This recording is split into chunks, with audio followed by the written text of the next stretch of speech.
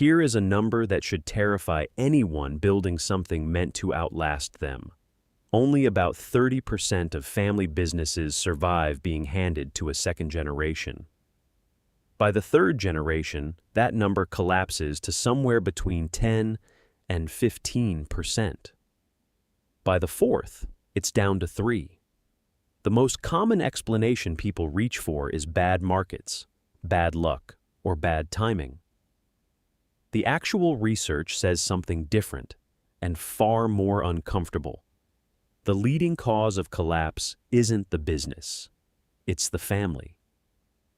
Today we're examining the opposite case, the families who've figured out how to hand enormous wealth, real estate, and business empires from one generation to the next, without the lawsuits, the estrangements, and the public unraveling that swallow so many others.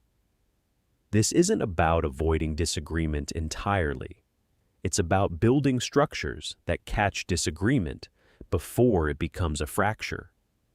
If you want the real architecture behind generational wealth, including the parts designed specifically to keep a family together, subscribe now. This channel breaks all of it down every week. The actual numbers behind the curse. Let's sit with the statistics properly, because the pattern behind them is more specific than most people realize. Widely cited research on family business succession puts the numbers at roughly 30% of family businesses surviving into the second generation, 12 to 15% surviving into the third, and only 3 to 5% still operating by the fourth. Harvard Business School researchers who've studied this 3-generation rule note that it's become such conventional wisdom, it's practically a cultural reflex. The plotline of an entire hit television drama was built on exactly this premise. But here's the detail that should reframe how you think about the whole subject. When researchers looked closely at why businesses fail during the handoff between generations, the leading causes weren't primarily financial. A frequently cited breakdown of the causes points to inadequate succession planning, an unprepared next generation, and, running through both of those, outright family conflict, siblings disagreeing about leadership, disputes over fairness, and a slow erosion of trust that eventually makes shared decision-making impossible. One widely referenced PwC survey found that nearly a third of family business owners were apprehensive about handing the business to the next generation at all, and roughly 1 in 10 specifically named family conflict as the reason. This reframes the entire subject of generational wealth in a useful way. Most content about old money focuses on the technical machinery, the trusts, the tax strategies, the investment structures. But none of that machinery matters if the people meant to inherit it can't agree to sit in the same room.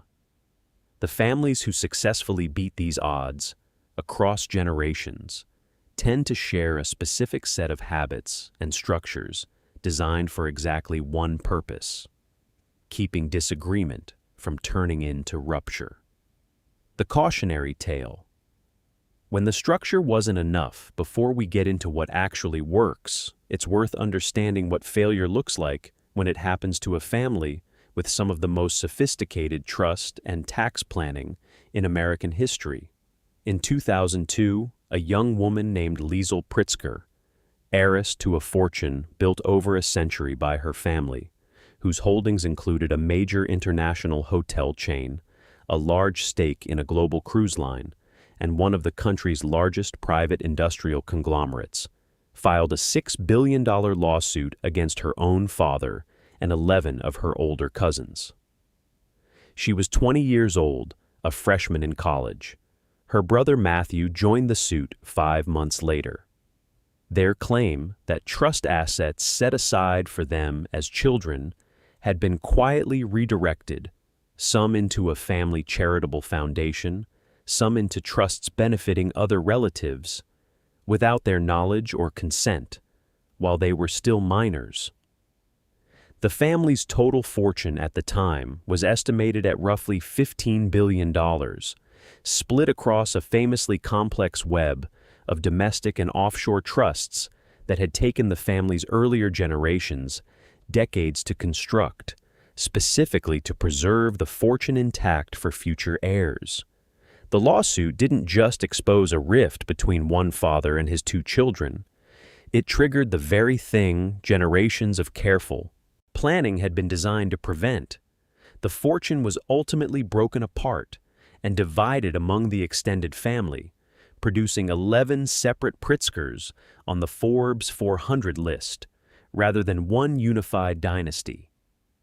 The case eventually settled. Liesl and her brother each received several $100 million in cash, along with greater control over additional trusts worth roughly another $170 million each. Liesl Pritsker went on to found an impact investing firm and has spoken publicly about channeling the experience into a completely different relationship with money than the one she grew up around. But her father's public statement after the settlement is worth sitting with, because it captures exactly the emotional wreckage that no amount of legal sophistication managed to prevent. He said he loved his children very much, and that it was sad they felt they'd been wronged. The lesson here isn't that trusts and tax planning don't matter. The Pritsker family's structures were, by most accounts, brilliantly engineered from a purely legal and tax perspective. The lesson is that legal and tax sophistication is not the same thing as family governance, and a family can have an extraordinary amount of one while having almost none of the other. Everything in the rest of this video is about that second, far less discussed category. This is exactly the kind of mechanism-first breakdown this channel exists for. If this case study surprised you, drop a comment with the word governance. It tells me you want more of these deep dives into how real dynasties actually hold together. Rule 1. Separate ownership from love. The first structural habit that distinguishes families who avoid feuds is a specific, almost counterintuitive decision. They stop assuming that fair automatically means identical. Estate planning research consistently draws a distinction between two different goals that most people mistakenly treat as the same thing: equal distribution, where every heir receives an identical share, and equitable distribution, where every heir receives what the family considers fair, given their actual circumstances, which may not be the same dollar amount at all. Surveys suggest roughly 90% of parents default to equal distribution, largely because it removes the emotional labor of having to justify a difference. But family wealth advisors point out that equal distribution creates its own well-documented failure mode, specifically in businesses. When some children have spent years actively building and running the family enterprise, and others have pursued entirely separate careers, giving everyone an identical ownership stake often means handing meaningful control over daily decisions to people who have no operating role and no desire for one, a setup that reliably produces resentment on both sides. The families who navigate this well tend to use a specific technique: separating the business from the rest of the estate. One common structural approach, laid out by wealth planning advisors, involves leaving operating control of the business to the children who are actively running it, while using other assets, investment portfolios, real estate, or a life insurance policy specifically sized to offset the difference, to give the non-active children an equivalent, but separate, share of the family's overall wealth. This way, the child running the company keeps the ability to make decisions without needing sign-off from a sibling who's never worked there, and the sibling outside the business receives a genuinely fair share without holding a stake in a company they have no stake in actually running. The deeper principle underneath this technique is worth stating plainly, because it's the part most families never articulate out loud until it's too late. Inheritance and love are not the same currency, and treating them as interchangeable is exactly what turns a normal family difference into a permanent grievance.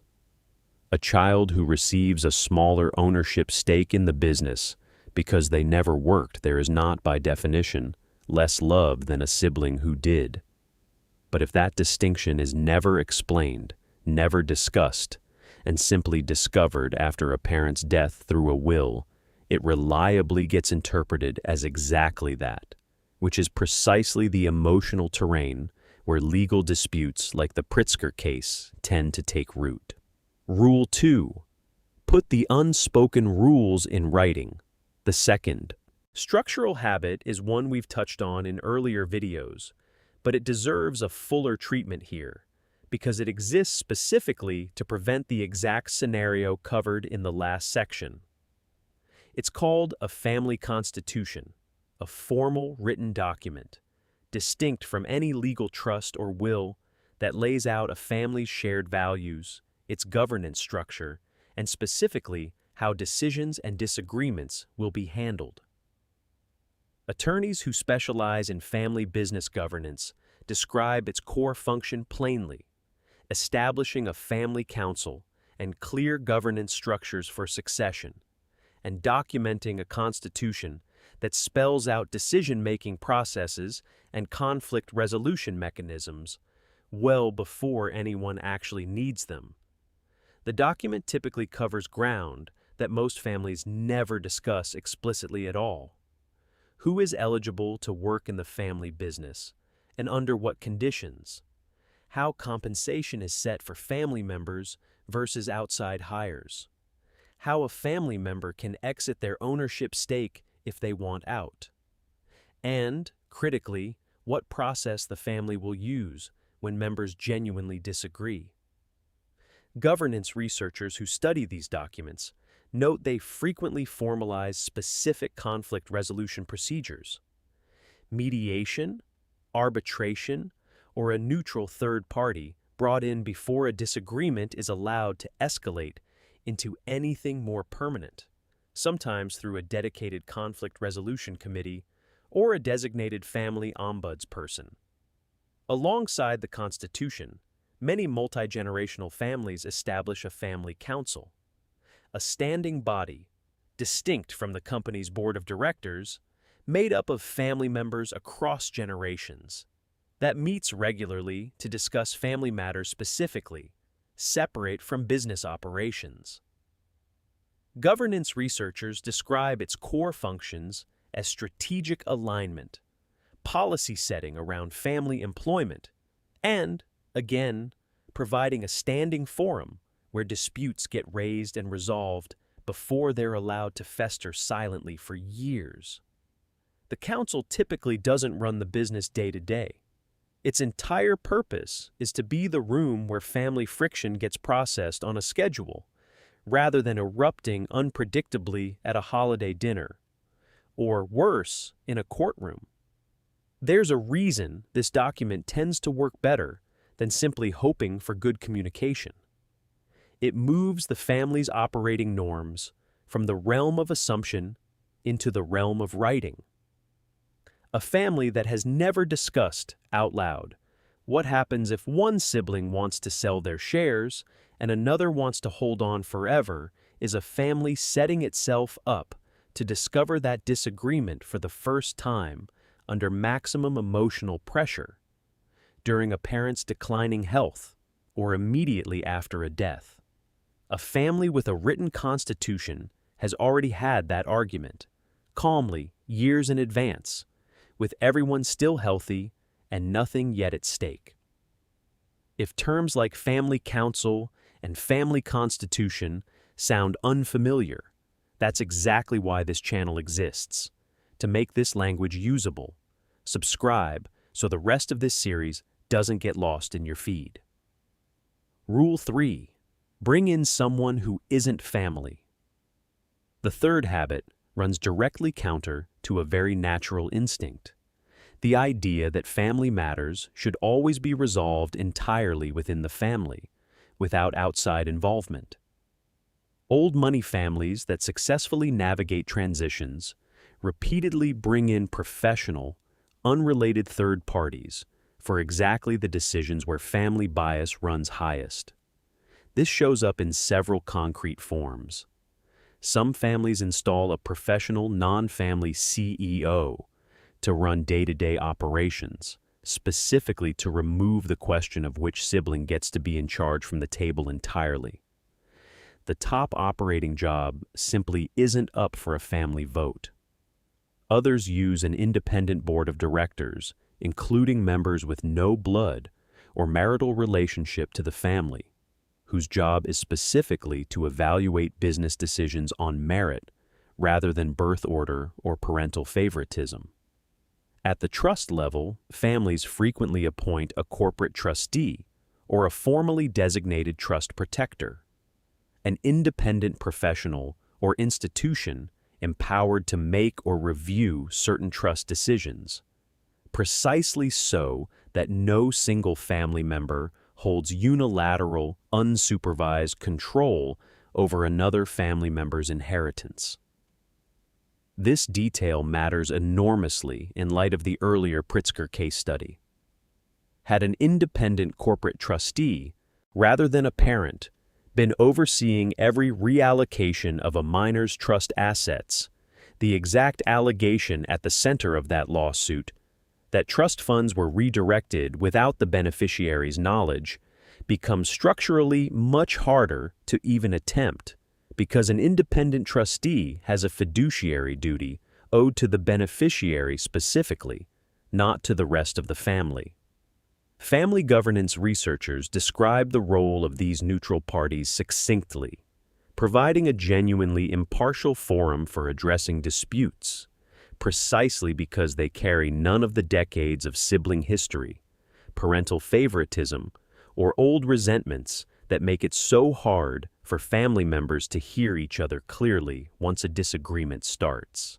A mediator or family business consultant brought in early before a conflict has calcified can often surface and resolve a disagreement in a single structured conversation that might otherwise take a family years or a courtroom to work through on its own. This is, in a sense, the same underlying principle from the earlier never touch principle and family bank rules covered in previous videos on this channel. The family removes emotionally loaded decisions from emotionally loaded relationships, replacing a parent's individual judgment or a sibling's personal preference with a structure and a neutral party designed specifically to hold that weight instead. Rule 4. Fund the exit before anyone asks for it. The fourth habit addresses a specific recurring flashpoint: what happens when one family member wants out and the rest of the family wants to keep the business intact. This is structurally one of the most common triggers for family litigation, precisely because the underlying problem is genuinely difficult. Most family wealth tied up in a private business is illiquid. There often isn't a ready buyer, and selling the whole company just to cash out one dissatisfied heir would destroy value for everyone else. Families who plan ahead of time solve this with a buy-sell agreement, a contract signed while everyone is still on good terms that spells out in advance exactly how a family member can sell their stake, who has the right to buy it, and how the price will be calculated, so that nobody has to negotiate those terms for the first time in the middle of an actual falling out. The funding mechanism for this is frequently, again, life insurance, the same tool discussed in an earlier video on this channel in the context of estate liquidity. A policy sized specifically to fund a buyout gives the family a source of ready cash to purchase a departing member's shares at a fair, pre-agreed price, without needing to sell the underlying business, take on new debt, or drain the company's working capital at a moment of family stress. The value of settling all of this in advance is less about the mechanics themselves and more about when the mechanics get agreed to. A family negotiating a buyout price during an active dispute is negotiating from a place of hurt feelings, mistrust, and often genuine anger, exactly the conditions under which people make decisions they later regret or refuse to compromise on points that calmly they'd have happily conceded. A family that settled all of these terms years earlier, while everyone still liked each other, has already removed the single hardest conversation from the table before it ever needed to happen under pressure. This is the part of old money that rarely gets explained clearly, the plumbing that quietly prevents a disagreement from becoming a lawsuit. If you want the mechanism first version of this world every week, hit subscribe and turn on notifications. Rule 5. Talk about death and money while everyone is still alive. The final habit is less a specific legal tool and more a cultural discipline that makes every other rule in this video actually function. The family talks about money, mortality, and inheritance regularly, out loud, long before any of it becomes urgent. This sounds almost too simple to matter, and that's exactly why it's so often skipped. Family governance researchers consistently identify a lack of transparent communication, not a lack of legal sophistication, as one of the leading root causes of family wealth disputes. A family that only discusses inheritance once, in the will itself, after a parent has already died, is a family discovering every difficult decision for the first time at the worst possible moment, with the one person who could explain the reasoning no longer present to do it. Families who avoid this pattern tend to hold recurring meetings specifically built around these topics, sometimes folded into the family council meetings discussed earlier, sometimes held separately. These conversations cover, explicitly and calmly, what each heir can expect to receive and why, how the family defines fairness when circumstances between siblings differ, what happens if someone wants to leave the family business, and what the family's shared values and long-term goals actually are, stated plainly enough that nobody has to guess at them later.